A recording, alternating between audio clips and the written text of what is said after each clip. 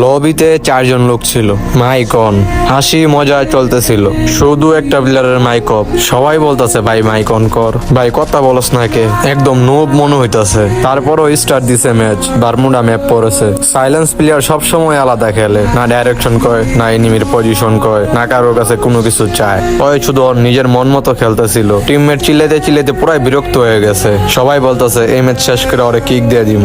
Match চলতেছিল ভালোই, হুট করে আমার টিমমেট ডাউন, তারপরও 2 নাম্বার টিমমেটও ডাউন। এর সাথে সাথে আমি নিজেও ডাউন হয়ে ফিনিশ হয়ে যাই। সব কনফিউজ, আর শুধু বাইচা ছিল একটা টিমমেট, আর সেটা হচ্ছে ওই সাইলেন্স প্লেয়ারটা। ওর মুভমেন্ট স্কিল দেখে মনে হইতাছে মোটামুটি ভালোই খেলে। ওর গুলওয়াল মারার স্টাইল, পজিশন স্টাইল। হঠাৎ করে দেখা যায় একটা স্কোয়াড ওর উপরে হিটলিস্ট মেরা পুরো রাশ করে দেয়। দেখতে দেখতে দেখা গেল ওই সাইলেন্স প্লেয়ারটা পুরো স্কোয়াডকে হেডশট দিয়ে ওয়াইপ আউট করে দেয়। আমরা তো পুরাই শকড হয়ে গেছি। দেখতে দেখতে ফাইনাল জুন শুরু হয়ে গেছে। ওই সাইলেন্স প্লেয়ারের সামনে ফুল স্কোয়াড।